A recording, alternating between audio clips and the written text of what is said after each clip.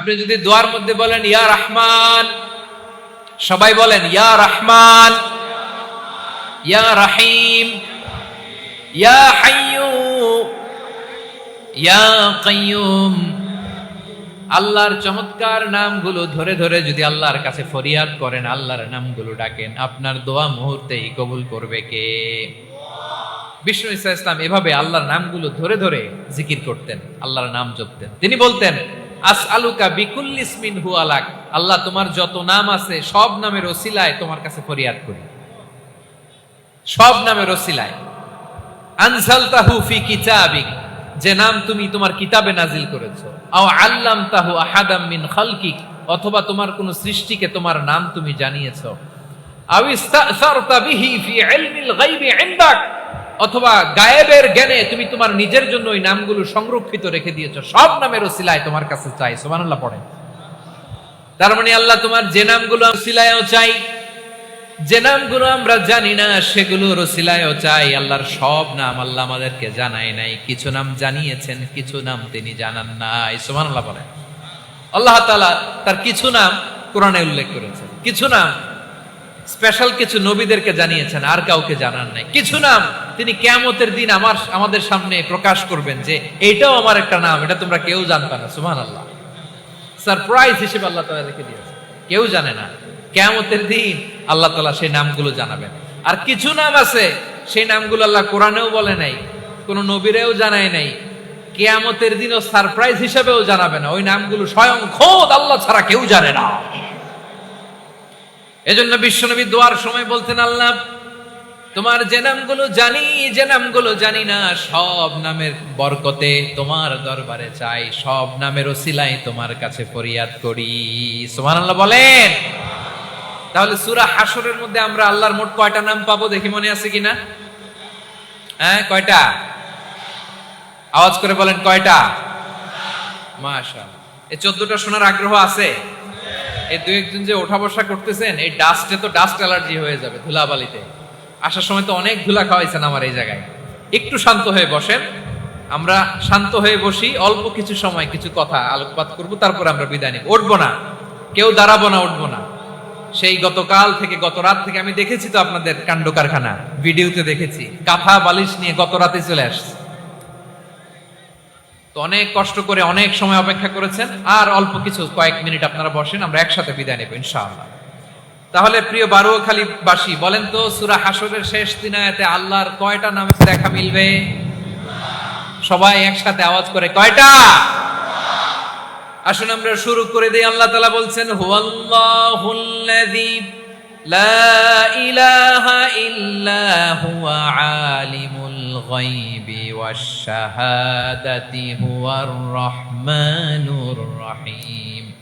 আল্লাহ বলেন হুয়াল্লাহ, তিনি হলেন আল্লাহ, আল্লাযী লা ইলাহা ইল্লা হু, তিনি ছাড়া কোনো ইলাহ নাই। আছে নাকি? বারুয়াখালীবাসী আওয়াজ করে বলেন তো দেখি আমাদের ইলাহ কয়জন?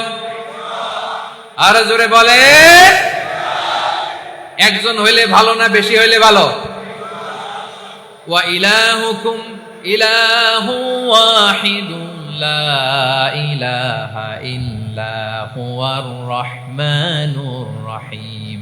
আল্লাহ বলেন তোমাদের ইলাহ হলো একজন, তিনি ছাড়া কোনো ইলাহ নেই, তিনি দয়াময়, তিনি মেহেরবান। ইলাহ যদি একজন না হয়ে দুইজন হতো, ঝামেলা আছে না নাই? লাউ কানা ফীহিমা আলিহাতুন ইল্লাল্লাহু লাফাসাদাতা, আকাশ এবং জমিনের মধ্যে ইলাহ একজন না হয়ে যদি মাত্র দুইজন হতো, আকাশ জমিন ভেঙে খান খান হয়ে যেত। ঠিক কিনা বলেন? দুইজন ইলাহ হইলে খান খান হয়ে যেত। আমাদের রব একজন হইলে ভালো না বেশি হইলে ভালো? কথা বুঝতেছেন? আরে একজনের তো মন জোগায় চলতে পারি না, ঠিক কিনা? হ্যাঁ, একজন, তিনি যে আদেশগুলো দিয়েছেন আমাদের দুর্বলতার কারণে আমরা তো পারি না। যদি 10 জন হইতো, ওই 10 জনের হ্যাপি করতে পারতাম, তাদেরকে স্যাটিসফাই করা যেত এত সহজে। 10 জনের 10 নিয়ম থাকতো। একজন বলতো আমার সেজদা দিবি সকালে, আরেকজন বলবে আমার জন্য নামাজ পড়বি 3 বার, আরেকজন বলবে আমার জন্য যাকাত দিবি এতবার, আরেকজন বলতো আমার জন্য কুরবানি দিবা এতবার। তাহলে আমাদের জন্য কঠিন হয়ে যেত, ঠিক কিনা?